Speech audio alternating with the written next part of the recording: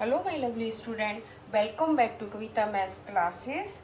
We are starting chapter 3, Understanding Coordinators, exercise 3.3, question number 8. आज यहाँ पर एक्सरसाइज 3.3 से क्वेश्चन नंबर 8 करेंगे. So please like, share, subscribe Kavita maths classes. और अगर ये वीडियो आपको अच्छा लगता है तो प्लीज़ लाइक कीजिए, सब्सक्राइब कीजिए और कमेंट्स बॉक्स में कमेंट्स जरूर करिएगा कि वीडियो आपको कैसा लगा. सो अब स्टार्ट करते हैं क्वेश्चन नंबर 8. क्वेश्चन नंबर 8 है the following figures GUNS and RUNS the parallelogram find X and Y और लेंथ है यहाँ पर दी गई है सेंटीमीटर में. मतलब यहाँ पर दो फिगर गिवन है, फर्स्ट एंड सेकेंड. ये पैलोग्राम है और इनमें जो x की वैल्यू, x एंड y की वैल्यू यहाँ पर फाइंड करना है. तो इसमें कैसे करेंगे? सबसे पहले आते हैं फर्स्ट पार्ट पर आते हैं कि फर्स्ट पार्ट पर यहाँ पर एक पैलोग्राम है GUNS. यहाँ पर ये SG और UNSNGU ये क्या है? पैलोग्राम की साइड है. तो यहाँ पर पैलोग्राम की साइड्स की जो प्रॉपर्टी होती है उसे यूज करेंगे. पैलोग्राम की प्रॉपर्टी क्या होती है? Opposite sides of parallelogram are equal. तो इस तरीके से इस प्रॉपर्टीज का यूज करेंगे और x एंड y की वैल्यू यहाँ से फाइंड कर सकते हैं. सो नाउ अब आते हैं क्वेश्चन को सॉल्व करते हैं. यहाँ पर लिखेंगे अपोजिट, फर्स्ट पार्ट पर आते हैं. Opposite sides of parallelogram opposite sides of parallelogram क्या होता है? बराबर होते हैं, इक्वल होते हैं. तो SG क्या होगा? कोई भी साइड्स ले सकते हैं, ये वाली ले सकते हैं या ये दोनों ले सकते हैं. तो SG बराबर होगा NU के. SG बराबर होगा NU के. अब SG की वैल्यू यहाँ पर क्या गिवन है? 3x गिवन है एंड यहाँ पर 18 लिखेंगे. यहाँ से x की वैल्यू फाइंड कर सकते हैं. सो नाउ अब यहाँ पर 3 1 जा 3, 3 6 जा 18. तो x की वैल्यू क्या आ जाएगी? यहाँ से 6 आ जाएगी. x की वैल्यू फाइंड होगी 6. और यहाँ से अब यहाँ पर GU, यहाँ पर लिखेंगे GU, दूसरी साइड लेंगे. GU बराबर है SN के. यहाँ पर 3y माइनस 1 बराबर है 26 के. 3y माइनस 1 बराबर है 26 के. यहाँ से y की वैल्यू फाइंड करेंगे. 3y करेंगे और 26 ये यहाँ पर ट्रांसपोज होगा, प्लस में हो जाएगा. 3y बराबर हो जाएगा 27 के. फिर यहाँ से आप y की वैल्यू फाइंड कर सकते हैं. y बराबर हो जाएगा 27/3. 3 1 जा 3, 3 9 जा 27. तो y की वैल्यू क्या आ जाएगी? 9. तो यहाँ पर ये क्वेश्चन सॉल्व होगा फर्स्ट पार्ट का. यहाँ पर कैसे करेंगे? अपोजिट साइड्स यहाँ पर जो है वो बराबर होती है, इससे आप x एंड y की वैल्यू फाइंड कर सकते हैं. आई होप आपको इजीली समझ में आ गया होगा. अब आते हैं सेकेंड पार्ट पर. अब आते हैं क्वेश्चन नंबर सेकेंड पार्ट पर आते हैं. ये यहाँ पर फर्स्ट पार्ट का भी सॉल्व किया था, ये सेकेंड फिगर है, इसको भी सॉल्व करेंगे. इसमें है एक पैलोग्राम है, RUNS एक पैलोग्राम है और यहाँ पर डायगोनल्स दिए गए हैं. एक ये डायगोनल्स है और एक ये डायगोनल्स है और एक दूसरे को ये बाइसेक्ट कर रहे हैं. यहाँ पर पॉइंट देते हैं O पॉइंट पर एक दूसरे को बाइसेक्ट कर रहे हैं. तो बाइसेक्ट कर रहे हैं मतलब है डायगोनल्स की वैल्यू यहाँ पर बराबर हो जाएगी. x और एंड y की वैल्यू यहाँ से फाइंड करना है. अब पैलोग्राम में जो डायगोनल्स की प्रॉपर्टी होती है वो यहाँ पर यूज करेंगे. पैलोग्राम में डायगोनल्स की जो प्रॉपर्टी होती है वो एक दूसरे को बाइसेक्ट करते हैं, मतलब एक दूसरे को इक्वली पार्ट में डिवाइड करते हैं. जैसे RO बराबर हो जाएगा ON के एंड SO बराबर हो जाएगा OU के. तो क्या करते हैं? एक दूसरे को इक्वली पार्ट में डिवाइड करते हैं ये डायगोनल्स. तो यहाँ पर इस प्रॉपर्टी का यूज करेंगे. सो नाउ अब यहाँ पर डायगोनल्स की प्रॉपर्टी क्या लिखेंगे? पैरेललोग्राम की जो डायगोनल्स की प्रॉपर्टी होती है वो क्या होती है, डायगोनल्स ऑफ पैरेललोग्राम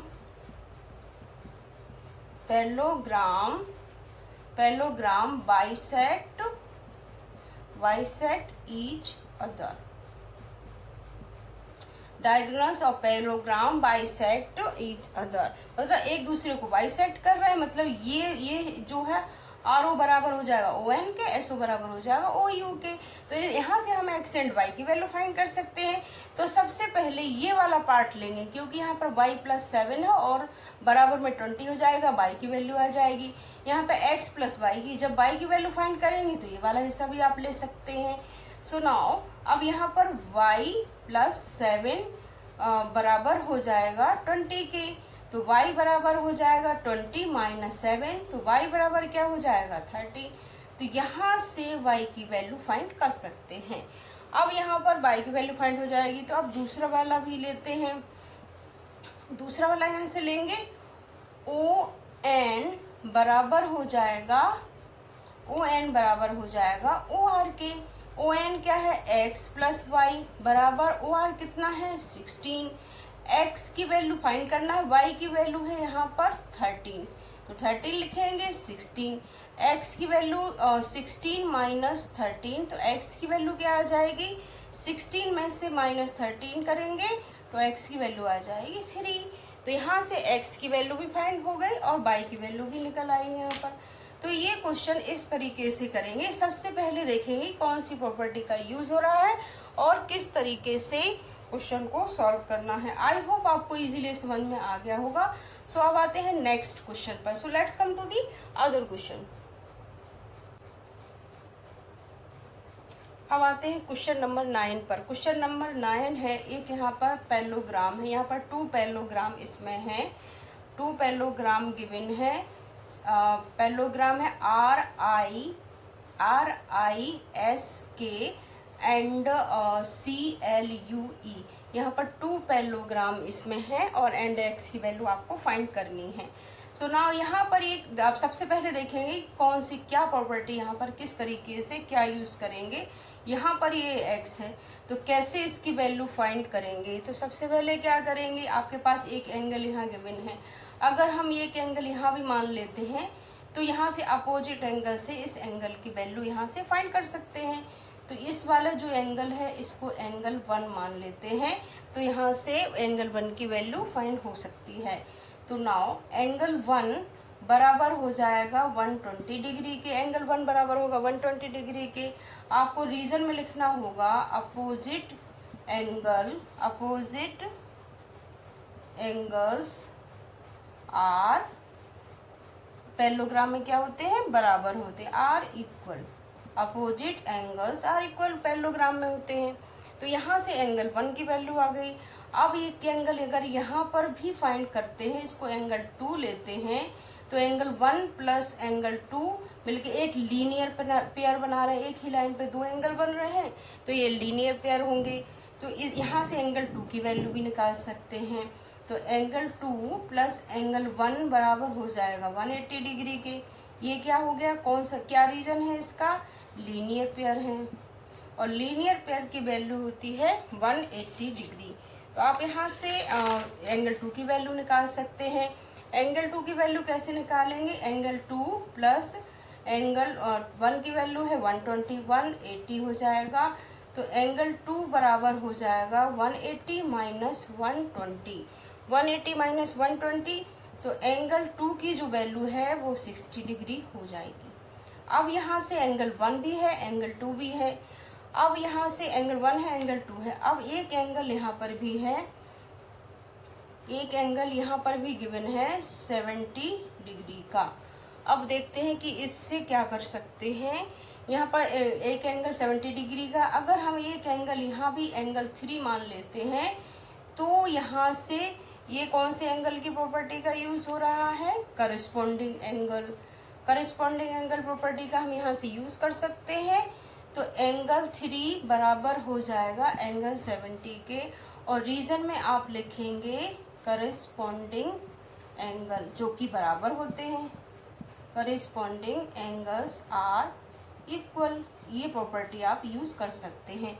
तो एंगल 2 भी है, एंगल 3। अब एक एंगल और यहाँ पर अगर लेते हैं एंगल 4, अगर एंगल 4 भी लेते हैं तो यहाँ पर x का आप वैल्यू निकाल सकते हैं। अगर एंगल 4 की वैल्यू यहाँ से फाइंड हो जाएगी तो अपोजिट एंगल्स बराबर होते हैं, जो एंगल 4 की वैल्यू होगी वो एंगल x की वैल्यू भी होगी।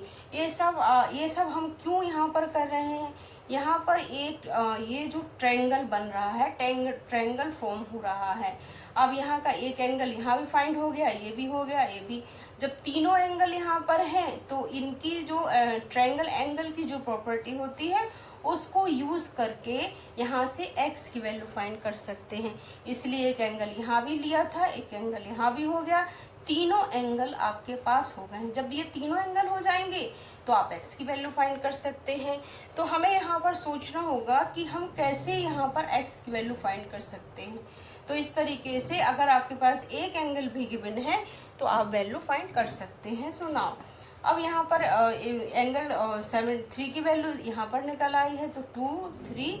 अब 4 की वैल्यू आप कैसे निकाल सकते हैं, angle 2 plus angle 3 plus angle 4 बराबर किसके हो जाएगा, 180 डिग्री के। आप रीजन में क्या लिखेंगे, एंगल सम प्रॉपर्टी का यूज करेंगे। एंगल्स सम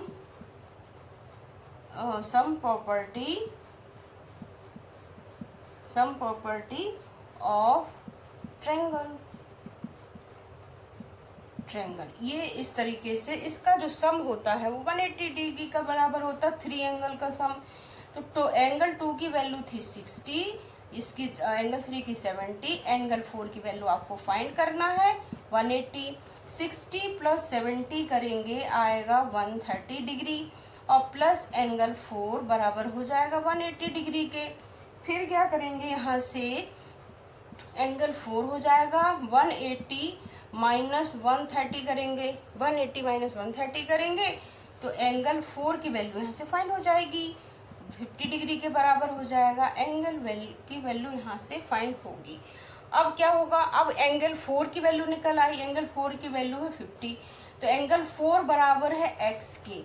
एंगल 4 बराबर x के है, बिकॉज यहाँ पर आप क्या लिखेंगे, एंगल 4 बराबर है x के, आप लिखेंगे एंगल 4 बराबर है x के, और एंगल 4 की वैल्यू है 50 डिग्री, तो एंगल x की वैल्यू आ जाएगी 50 डिग्री। आप रीजन में लिखेंगे वर्टिकली